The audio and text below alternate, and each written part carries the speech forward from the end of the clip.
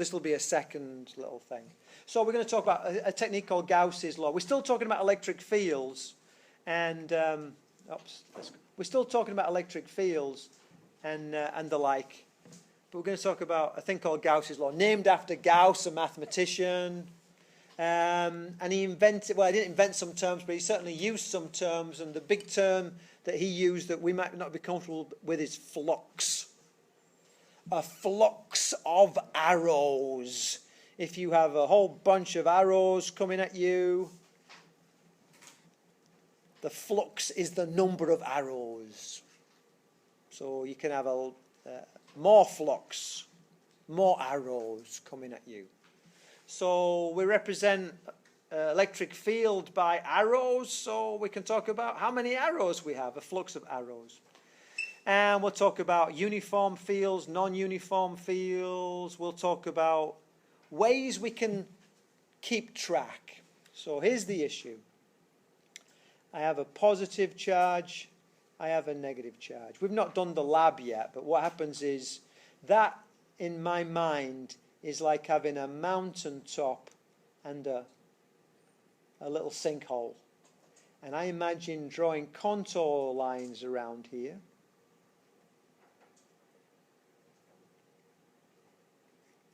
And they'll look something like that.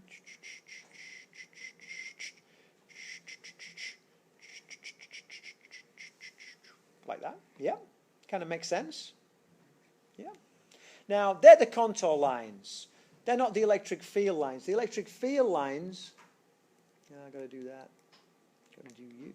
Electric field lines, I think color blue. The electric field lines go directly from the positive to the negative. That's the electric field line. It's if you like, it's like the way a boulder would roll if you let it go from the top of the mountain. Well, if you let a boulder roll around here, it's going to go around there, but it's going to end up going into the hole.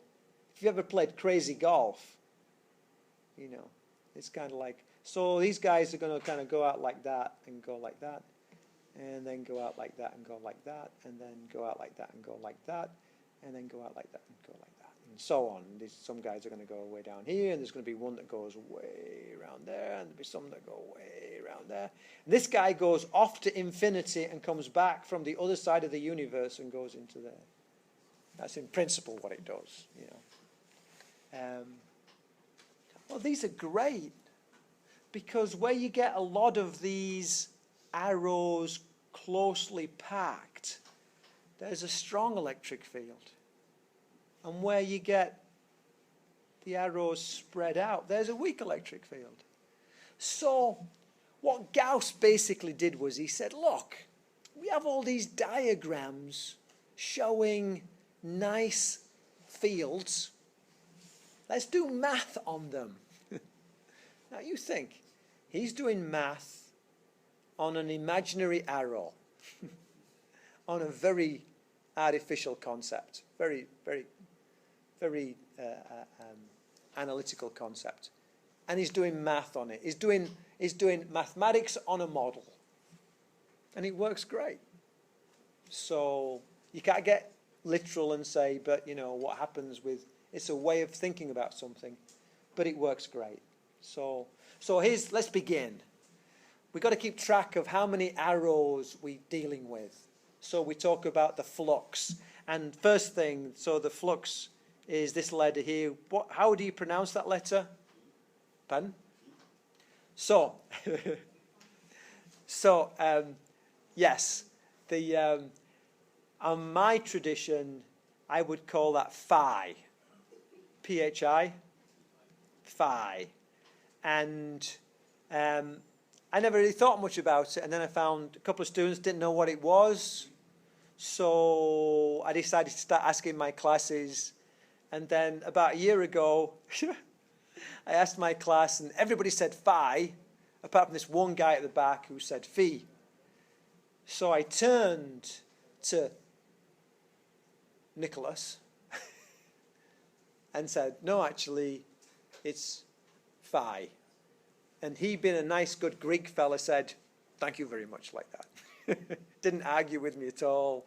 And as I'm saying it, I'm thinking, you know, he probably knows more about this than I do.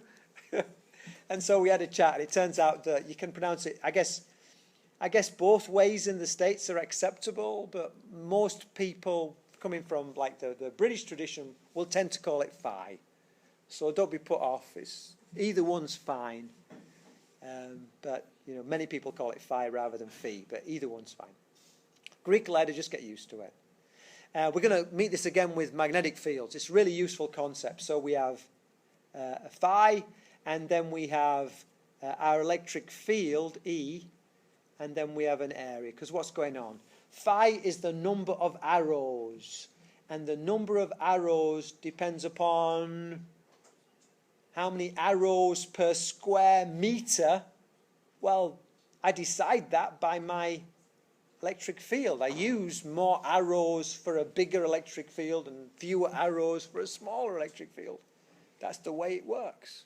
So if I take my electric field and multiply it by the area of a surface that's perpendicular to the arrows, it gives me the number of arrows. If you like, 5 arrows per square meter times 2 square meters is 10 arrows.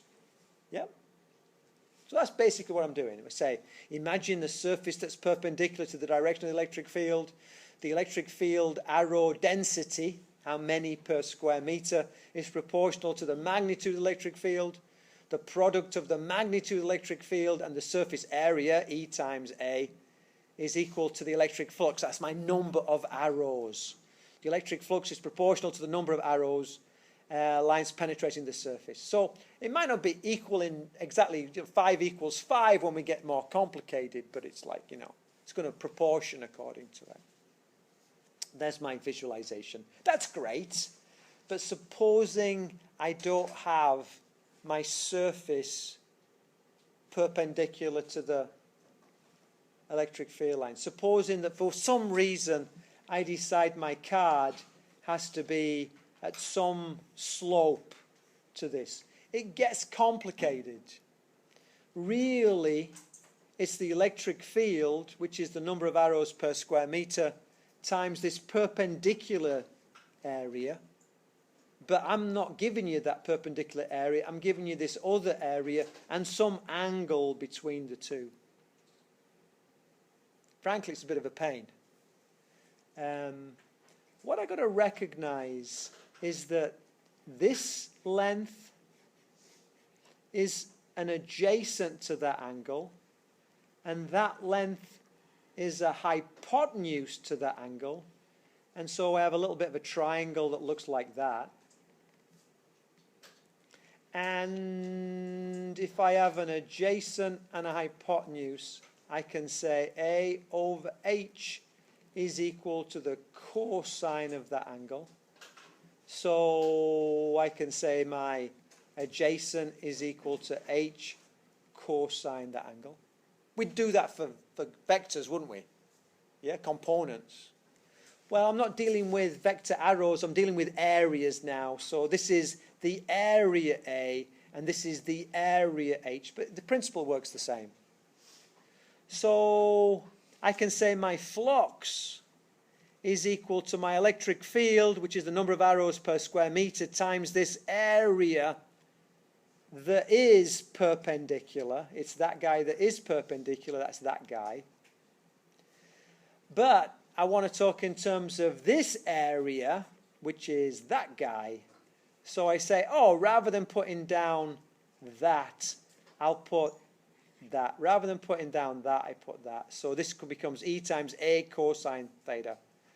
So it's the electric field times any old area times the cosine of the angle between the any old area and the perpendicular area. That just comes out of math. It's still a bit of a pain. So then some really, really, really kind of insightful person came up with a really smart idea. And they said, look, what we need is to simplify this. So imagine this guy. what I need is I need to represent the electric field by one vector. That's what I'm doing. That's what these arrows are. Agreed? And then I need to represent this area by another vector. Now, an area does not point in any direction. It's not like a velocity. It's not like a momentum. It's an area. But in a kind of perverse way, they're saying we're going to imagine it points in a certain direction because it mathematically makes our life much easier. So this again is another abstraction on top of abstraction. So we make up an area vector. It's numerically equal to the area we are interested in, and it is directed along the surface normal. And we'll keep coming back to this because it's a really useful trick. So that then becomes this guy. And there's our take home.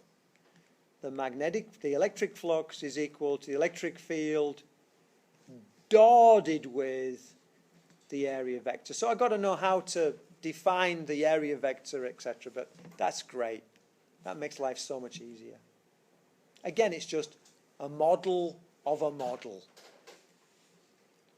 So then we say, okay, let's do this. The electric field of 2 newtons points in a positive x direction. 2 newtons per coulomb. That's my E. And what is the electric flux that passes through a 3 square meter surface that is in the x, y, z plane? So I'm going to, again, apologies for this, but I'm going to keep using different colors because they really help. So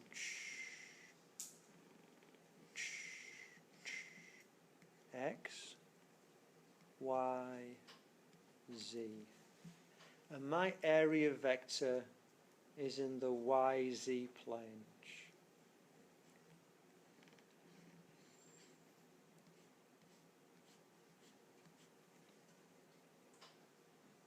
Okay. So I know my flux is equal to my E times the area that's perpendicular to my E. So in this case I can say, oh yeah, this is straightforward. This is just going to be 2 times the perpendicular area. Well, this perpendicular area is 3 square meters, which equals 6.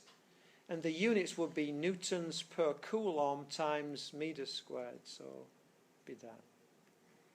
So I didn't use any fancy stuff to get that. I just basically looked at my diagram. If the area is perpendicular to the electric field, just multiply the two of them together. And that's telling me how many arrows are going through. Now, this is not in arrows yet, but it's kind of like proportional to the number of arrows. We'll get to the actual number of arrows later on. Okay? Bit more complicated.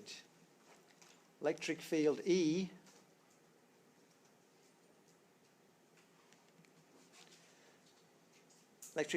points in a positive x direction. This is now 7 newtons per coulomb. This is my E.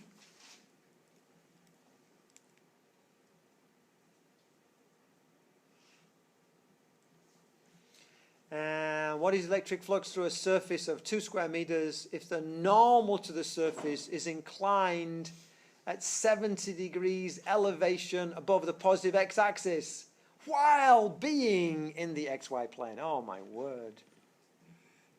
Now you know why they do ijk vectors. So this is x, y, z. And 70 degrees elevation above the positive x-axis, so it's going to be like, that's going to be 70 degrees. Can I draw this okay?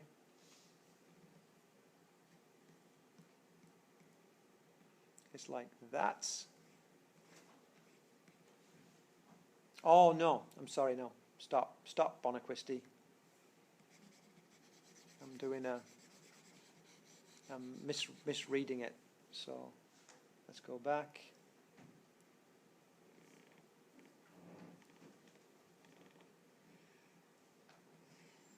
What's that?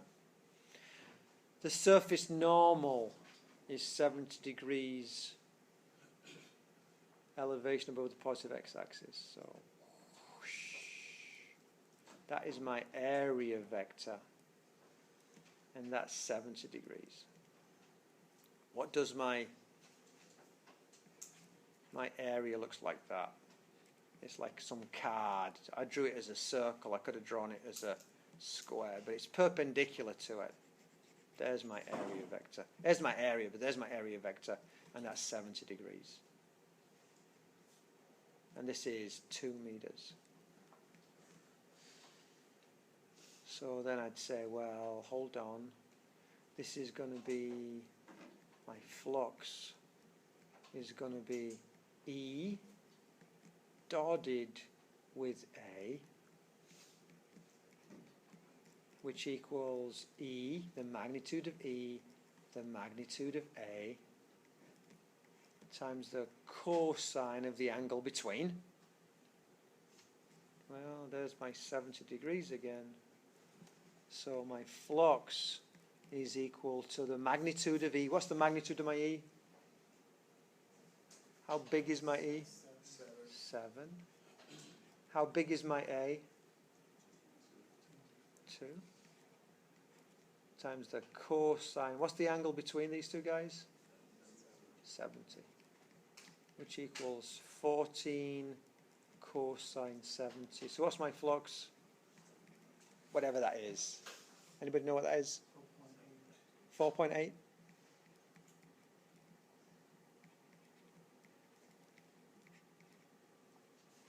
So is that right? So can you see how by using the surface normal, man, it makes life easier. It just makes life easier. So from my point of view, you know, you have to visualize a bit less. You just got to know your dot product, and it works out nicely. Let's go to the next level. Why not? If it's a dot product, we're going to do this. Electric field is given by, man, whatever happened to just along the x-axis? E is equal to 4I plus 2J plus 3K newtons per coulomb. And let's have a look. My area vector is denoted by 3I plus 4J minus 2K. That minus, I'm sorry, it sometimes does that. The minus got kind of orphaned on one side. That's going to be meters squared.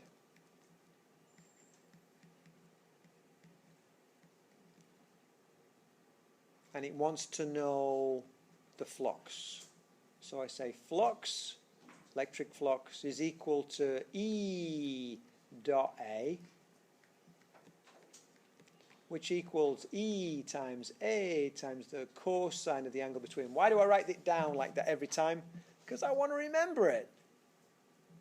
So my flux is equal to, let's have a look. It's going to be 4I plus 2J plus 3K dotted with, I didn't leave enough space, did I? I don't want to do it like that. I'm gonna just take a bit more space and do it properly, and then you'll see it right.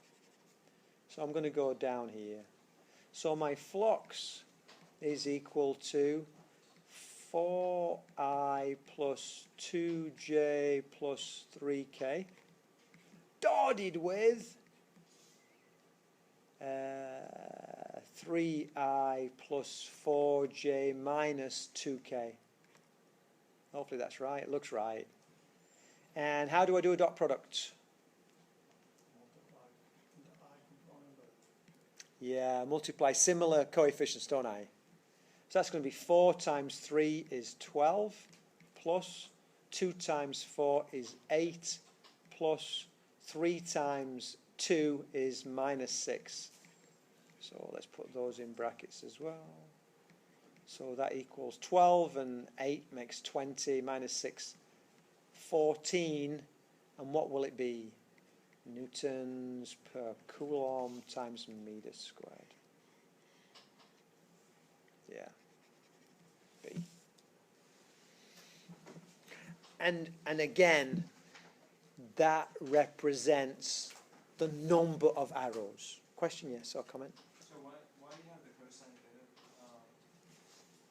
Because sometimes, so with dot products, and actually with cross products also. Remember the cross product is E times A times the sine of the angle. Remember? Remember from talk. Okay, I did. Remember cross product, dot product? Yeah. So there's two ways there's two approaches. I could give you the magnitude of E, the magnitude of A, and the angle between them, and you could work out the number using that methodology. Or I could give you the IJK for E and the IJK for A and have you work it out using, and they both come out the same answer. And the magnitudes and the angle between, you can figure out the... Yeah. Okay. Now here's the issue. If I give you the IJK for one and the magnitude for the other and a direction, will you go and try and use this, or will you go and try and use that? And 99 times out of 100, you're better off trying to get the IJKs out. And maybe that comes up in a minute. Sometimes it does. No, okay. So let me just want to give you sort of a quick example of that. Supposing I said that E was equal to 1I plus 2J plus 3K newtons per coulomb. And suppose I said that the area vector was 6 square meters along the pos x-axis. So you could say, well, I'm going to work out the magnitude of this, and I'm going to work out I know the magnitude of that, and I'm going to try and find this angle and use the EA cosine theta. And good luck with that, because that's going to be awful. Or alternatively, I say, oh, this is just 6I plus 0J plus 0K. Meters. Oh, I'm just going to use E dot A. And I'll get my answer really easily. So I can either give you the IJK and the IJK, or the magnitude and the angle between, or a mixture of the two. And in my advice is you always go for the IJK, unless there's a good reason not to. How are we doing? So 5 minutes or so. So this is where we're going to go. You see, we're just learning how to do fluxes, but then what's the significance of the fluxes? And let me give you a little bit of a pep talk about that, and then we'll go. So if I have a positive charge, my arrows go off like that.